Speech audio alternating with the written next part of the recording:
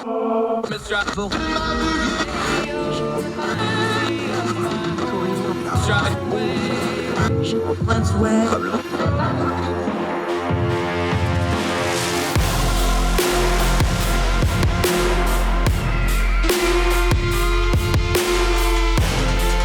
your host, Andrew Donaldson. This is Heard Tell.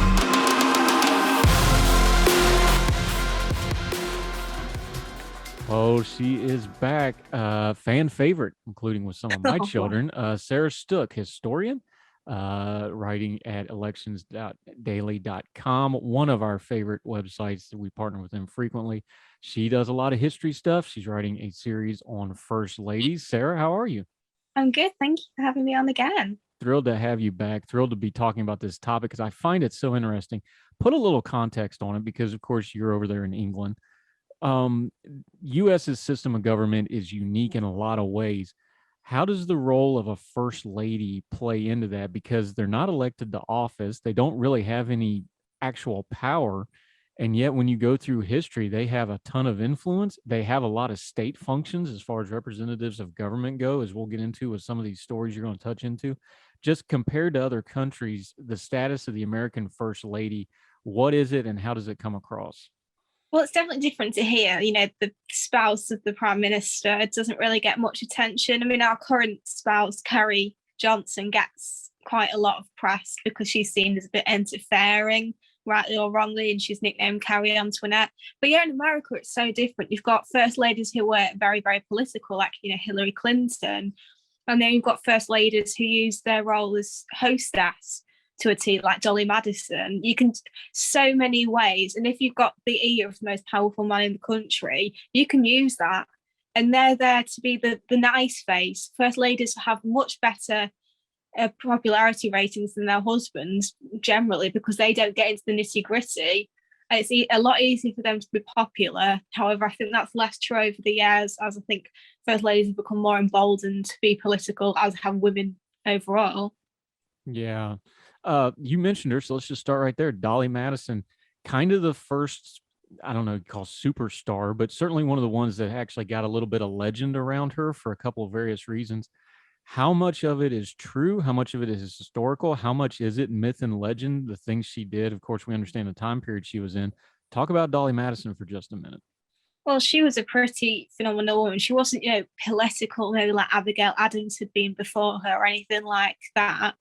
But, you know, she used state functions well. She was an incredible hostess. She knew who to put together at meetings, who not to put together.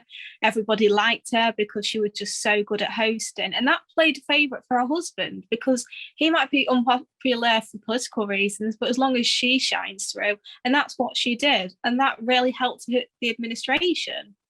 That time period, the early founding fathers, let's talk about those early White Houses, though, because they didn't even really have a White House. You talk about Washington, Adams, Jefferson, the early presidents. They were really making this up from scratch. Washington, of course, had to, you know, the 2 terms gets really famous, but he had to do all of this from whole cloth because there was nobody before him. Adams did a lot of writing about what the presidency should and shouldn't be. He felt the weight of history being the second one. Talk about that, though, because with the first ladies, it's the same thing. They didn't really have a template those first 3 or 4. They're making it up as they go. And then when they actually did get a White House, they kind of understood that they were setting a protocol for something, didn't they? Yeah, well, they were just sort of following what their hosting duties would have been in high society, you know, in LA, Philadelphia, and New York. And perhaps, you know, those who are a bit more worldly saw, you know, the French courts and the English courts. Obviously, it wasn't as ostentatious due to America's disdain for royalty, but they were just following what their mothers and grandmothers and women across the world doing. So the president didn't know what his role was. The first lady certainly didn't know what hers was either. When did it start to change and get more formal? Because you're up through the antebellum time period now. You're getting ready to get into sort of the Gilded Age, industrial age of the country. When did it become more formalized and go from, you know, something we would recognize in a period drama as just the hostessing duties to something a little more refined of, hey, this is basically an extension of the function of state, and it kind of became its own unique American thing? I think Dolly Madison definitely started that trend. That's when people started to notice the First Lady, even though that term wasn't in use when Mrs. Madison was around, she was the one who really said, okay, this is how you do it. This is the etiquette. This is where people sit together. She was definitely more of a hostess than her predecessors. I think, Jefferson's wife had died, so it was his daughters that helped. Abigail Adams was a bit more of a blue stocking, and Martha Washington was, she was no means sort of a country bumpkin, but she was more of a planter wife as opposed to a sort of social elite worldly type. So Dolly Madison, I think, put the practice in as we understand it today. So where did the term, talking to Sarah Stook, historian and writer and good friend of the program, been on many times, where does the term actually come from, first lady? Because that's kind of a unique term. It's been used in other areas, obviously, but when did that become the nomenclature for the president's wife or the president's spouse? I think it's definitely within the past, century. I think, it was a term, it would be presidential spouse, or I think it was Martha Washington wanted it to be Mrs. Presidentress, which didn't really catch on, as it shouldn't, because it's not a very snappy title. So it's definitely sort of a new thing. Like, it wasn't called the White House until, Roosevelt's time, for example. It's sort of a new vernacular, like first family, first child, even first pets. Yeah, you'll probably have to do a pet one of these at some point too while you're at it, because there's some good stories with that. Talking to Sarah Stook. Okay, you mentioned the elite. You mentioned France. We actually had not a first lady, but a first lady and everything but name, Elizabeth Haye, one of the Monroe children, very Francophile, or whatever that fancy term for that is, to the point went to school with one of Napoleon's stepchildren and actually ended up moving to Paris and living the rest of her life in France. But she served as the de facto first lady and hostess of the White House. That's a pretty interesting story. What happened there? Well, like you said, educated in France, brought, French je ne sais quoi to the White House, which, isn't always popular, especially when she was acting like royalty, which, again, they didn't appreciate. But, if we go even as close to us as Jackie Kennedy, she was extremely inspired by the French, much less so in hosting, but she was a huge Francophile who also studied in France. So I think the old world definitely influenced the new world when it came to hosting. Sort of, oh, look at us, we are worldly, this is how the Europeans do it. Now, one that was on these early ones that I don't think I've really heard talked about and or mentioned much at all, but Martha Randolph. I find this really fascinating because people know the stuff about Jefferson. They know the Sally Henning stuff. They know Jefferson's wife died. Talk about Martha Randolph, though, because you dubbed her kind of the unifier. She was a presidential daughter, obviously. This is somebody who hadn't been talked about a lot in American history. I didn't really know anything about her other than just the name until I read about you, but very interesting character. Exactly. I mean, back in sort of the olden times, if a queen was no longer living or couldn't, a daughter or a daughter-in-law would take over, and we would see that with first ladies. Jefferson's wife said to him, please don't marry again, because she'd had very bad experiences with her stepmother. So Jefferson agreed, still raped slaves, but hey. So he asked Martha to do it, and she was pretty good at it. She was pretty unpretentious. She was a very pretty girl, married, lots of children. So, children running around the White House, for example. I believe she had 11. So, she didn't slack when it came to the childbearing, and she did live through all of it. Unfortunately, her sister died in childbirth, age 25. She sometimes helped out as well, which was unified because she knew exactly how to do it. She'd been doing it from such a young age because her mother died when she was fairly young. So she knew exactly what she was doing. She was sort of trained from birth in a way a lot of first ladies weren't. How much influence, when we're talking about these presidents and their first ladies, and in some cases their daughters, we've marbleized these guys, the Jeffersons, the Washingtons, the Adams, they're statues now, they're legends. Doesn't studying this angle on it with their wives, their family lives, the way they ran their household, which is just kind of the mundane day-to-day stuff. Jefferson kept very detailed notes on how Monticello was to run, things like this.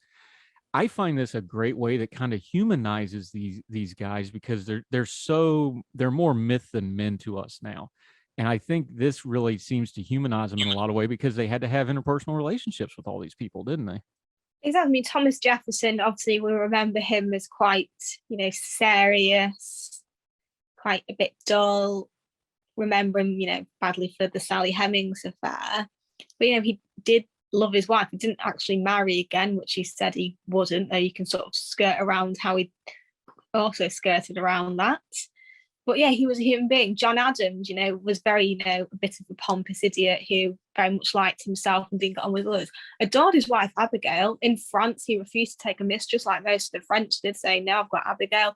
He listened to her ideas, also didn't always agree with them because time period, her feminist ideas probably weren't too popular, but he did love and respect her. Yeah, fascinating stuff. Sarah Stook, our good friend from over in the UK, writing in electionsdaily.com. She's got a great series on first ladies. So we're talking a little history today. When we come back, we're going to get into a little other history. One of the most famous first ladies for a lot of wrong reasons, Mary Todd Lincoln, going to get into that. Some other first ladies that you may not have heard of. More with Sarah Stook on Heard Tell right after this.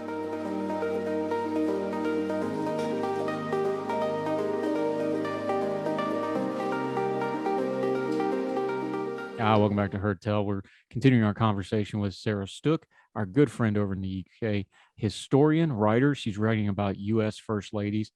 Okay, just the dichotomy of it is amazing because we mostly think of Lincoln as our greatest president or one of the greatest if he's not number one. But poor Mary Todd Lincoln may have been one of our most troubled first ladies. She was a great burden on the president for a lot of reasons. They still had their tender moments, as you did, but she had a lot of trouble. There's probably a mental health component to a lot of that. She had a lot of tragedy, even in the White House. It's just amazing that one of our greatest presidents at the same time, on top of a civil war, had this absolutely tumultuous home life with his wife. I think she's very sort of cruelly remembered as Lincoln's crazy wife. There was an episode of Glee where one of the characters made fun of Mary for being bipolar, which I remember was very controversial. This was like a decade ago, so I can't imagine it would be done now. She, definitely had some problems. Also, we can't be armchair psychiatrists, can we, and say, okay, yeah, she definitely had this or that, but she was a very troubled lady. You've got to think of the time where mental health was extremely poorly understood. Women were just seen as hysterical, so everyone thought, oh, she was just a bit of a hysterical woman. And it's quite sad, really. She was a very intelligent woman. She was a very loving wife who was devoted to her husband and her children. But history remembers her as, oh yeah, she was put in a lunatic asylum. No, she was living with the Civil War just as much as her husband. She had family fighting for the Confederacy, even though she was a firm unionist and much more of an abolitionist than her husband was. So we remember her very cruelly, which is quite a shame. And I think very good portrayal of it was Gore Vidal's Lincoln, a 3-part series, which you can find on Amazon UK. And it's Mary Tyler Moore plays it, and she's fantastic. And we see a lot more of Mary and understand her feelings and her motivations. She had some legitimately tragic stuff go on. You talked about her family being split during the war. She suffered from chronic migraines. She was involved in a carriage accident, which may or may not have affected her physical health, probably did with all her other ailments. She had children dying. Of course, Lincoln was assassinated. That just broke her in a lot of ways. She had more on her than just about any human being could probably take anyway. How should we view her? I know you say it's probably unfair because history's like that, and Lincoln is so great. It's probably, part and parcel with Lincoln being so great that, he's flawless to a lot of folks. How should we present somebody like Mary Todd Lincoln? Because she's an important figure in history because she steered his early career. She steered him away from going out west and doing politics out there, which probably would have not let him be president down the road. She's an important figure in history. How should we view her, do you think? Well, I mean, she was definitely troubled, and I think she had a lot of potential cruelty in her. There is rumours she hit her husband. There's the famous event where she screamed and yelled at a general's wife who'd dared to ride next to her husband, and the poor lady was reduced to tears. So yeah, she definitely had capacity for some cruelty, but whether that was mental illness or she just had that streak in her. Lincoln said, she used to be a very loving, happy woman. So unfortunately, I think, age and tragedy embittered her. But, like you said, she steered his career. She was an abolitionist when he certainly wasn't. His was more for pragmatism than moral reasons, especially at the beginning. And yeah, she's not just some, crazy lady who's just in an asylum by her own son. Nowadays, hopefully, she would have much better help. And I think as a society, we're a lot more understanding and forgiving of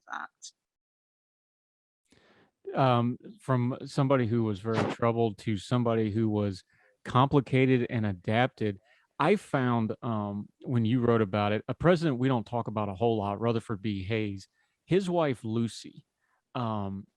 We talk about, nowadays we use the term activist a lot. She really was an activist in a lot of cases. And then she had to kind of adapt herself to the politics of the day and the White House. And she still seemed to have a very strong relationship with her husband. Talk about Lucy Hayes a little bit. Yeah, everyone just mocks her as Lemonade Lucy, who, didn't allow wine at the White House, etc. I mean, we've still had two two-toler presidents. Trump didn't. He saw his brother die from alcoholism. Bush suffered from alcoholism and now doesn't drink.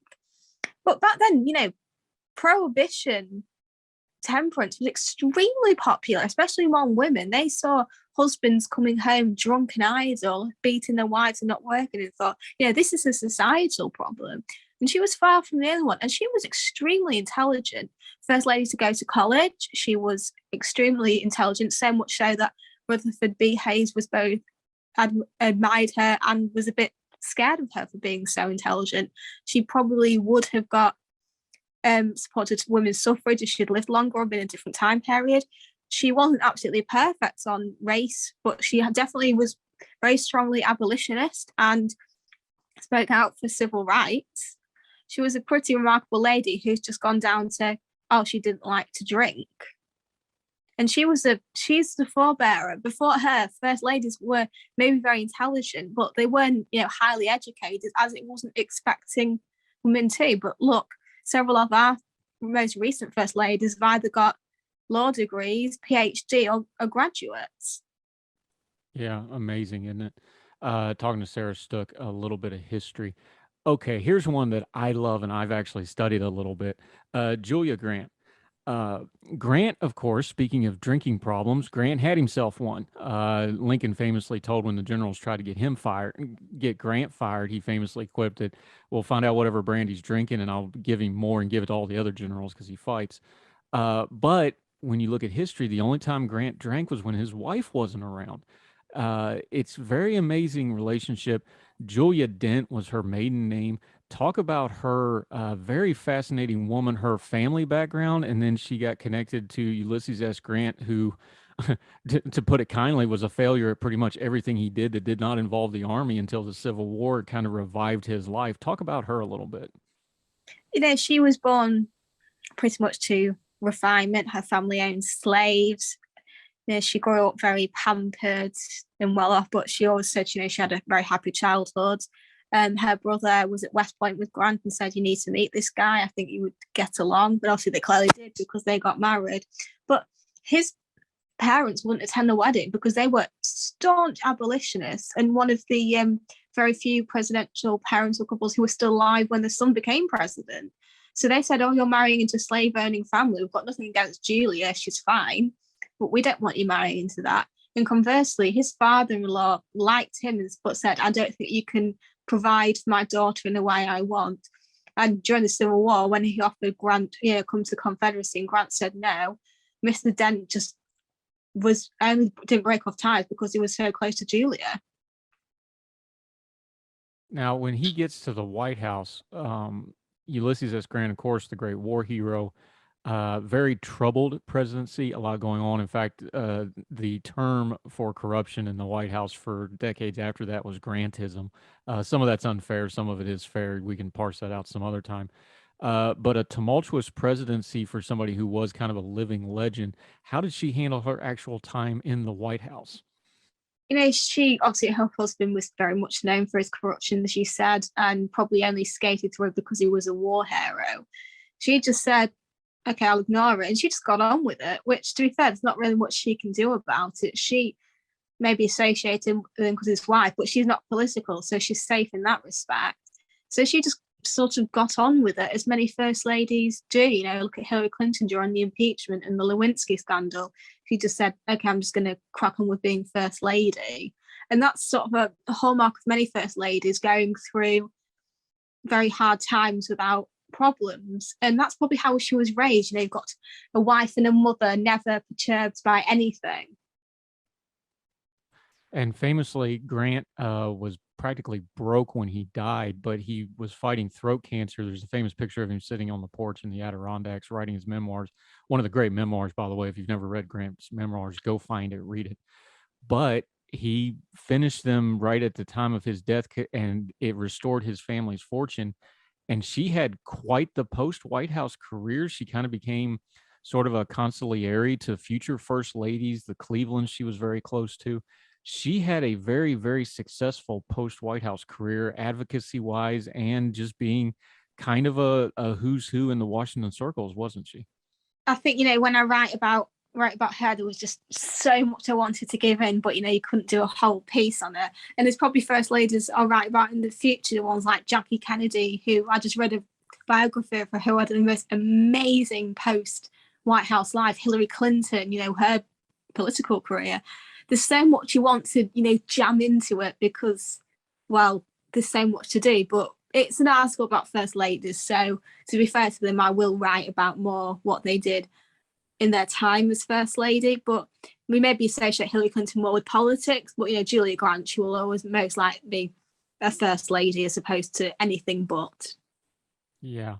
All right. I've been saving it because this is one of my favorite things you wrote in the first 4 series of this, but you talked about it before. Mary Todd Lincoln was a little hard to get along with. You talked about that ride, her excoriating the general's wife for riding too close to Lincoln. Julia Grant was there for that. She saw that. She tried to intervene. She got her head bit off. And that kind of intersected with one of the most famous things that has ever happened in American history, didn't it? Well, in April 1865, they invited the Grants to come to the theatre with them. Ulysses S. Grant was probably all for it, but Julia Grant said, no, I can't stand her. It will be boring. Let's stay at home. We've been apart for too long. Let's just have some time together. And that night, Lincoln was shot. So A, Grant could have been shot, or B, maybe could have prevented it, because he said if I'd been there, there would have been a lot more, you know, bodyguards and military. So, you know, she basically saved his life. And I bet she never shut up about that during arguments, did she? I doubt it, although Grant very much, if you read his personal memoirs and you read his letters, he very much deferred to his wife on practically everything. I think he was pretty self-aware to his station in life. There was that social disparaging between them. I don't know if it was so much that. I think he just was very aware of his own issues and knew that she made him better. And again, like I said, fascinating. Every time he drinks in the Civil War and he's accused of being a drunkard, it's only when his wife's not with him. He never drank around Julia. I just find that, maybe it's because I'm an alcoholic, but I find that fascinating, that little piece of history. All right, you're halfway through the series. Preview a little bit. The rest of them aren't out just yet. Preview where you're going with this. You already mentioned some. We know there's some big names. Hillary Clinton's coming up, who, of course, had her own political career and 2 runs at the presidency. But between there and here, we got a whole lot of first ladies. Who are you looking forward to getting into? Well, everybody who knows me and follows me on Twitter knows I idolize Jackie Kennedy beyond belief. So I'll be trying not to devote an entire thing about how much I love Jackie and her amazing life and how amazing she was. Eleanor Roosevelt, who I absolutely adore, the most trailblazer, did so much for women in civil rights, who I just find the most incredible woman, who I think should have been president over her husband. But yeah, we've got some other ones. Edith Wilson, Ellen Wilson. There's so many. Well, yeah, I think particularly the newer ones, we've had such an amazing variety of women. You know, Michelle Obama versus Melania Trump, 2 very different ladies, but both deserving of writing. Yeah. What are you going to do with Edith Wilson, our first female president? Or are you even going to get into that? Well, I'm going to have to get into that because, you know, like you said, she was called the first female president for a reason. She kind of floated protocol. It should have gone to his vice president, but pretty amazing that she did that and flew under the radar, because there's no way in heck society was going to be okay with a woman basically running things, especially when women were just getting the vote.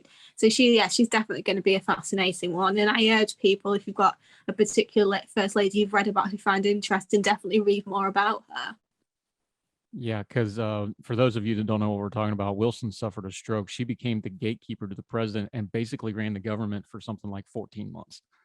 And nobody seemed to stop it, which is just fascinating. I can't wait to read your writing about it. Sarah Stook, you do great work. We love having these little history interludes on the program. Let folks know where they can find you. Of course, this series is in electionsdaily.com. Let them know where your social media is and the schedule for the new pieces coming out. And we're going to have you back on in a week or two to recap all of it as well. So let folks know where they can follow you. Well, it's Sarah_Stook on Twitter. I also write for a UK publication called The Mallard. I am writing a piece on royal mistresses, most famous mistresses, so that will be quite fun. And I've written a few sort of alternate history and various things on UK politics on there. Elections Daily, I will be keeping up writing with First Ladies, starting with Lucretia Garfield this week and coming on to about early 20th century. So yeah, follow my things. Yeah, Garfield's a fascinating president too. Nobody ever talks about him, but he's a really interesting dude. All right, go ahead. I was going to say, I think it would have been very great if he'd lived. Yeah, it's just fascinating story. All right, you brought it up, so I got to ask you though. Royal mistresses, we're kind of getting down to it with the Queen, God bless her, but time's undefeated. Camilla, she went from mistress to being basically, it looks like she's going to be pretty well legitimized when this thing goes to Charles. How does that land? Well, she's going to be princess consort. She will have the right to be queen consort, but she knows people don't like her over the Diana thing, so she will be princess consort. But I think she's regained popularity. There's still people who hate her, like my mum. Diana is my middle name for a reason. So, but I like her plenty fine. Yeah. But unfortunately, you've got to understand throughout history, men have just been a bit man-whorish. Is Charles ever going to be popular? Yeah, I think people have softened on him a bit, but it's never going to be sort of William popular. No, I think when the Queen does pass away, whenever that is, hopefully many years from now, I think he'll get some sympathy out of that, and I think that'll put a lot of that to bed. But of course, that depends on how he conducts himself. But he's pretty old in his game now. He should be able to at least not, punt it, I hope. Sarah Stook, we'll have to talk about royal stuff some other time. Great stuff on history. We love having you on. We'll have you back on in a couple of weeks to talk about the rest of the series when it comes out. And you're always welcome, my friend. Thanks for the time. Thank you for having me. You're the best. Appreciate it.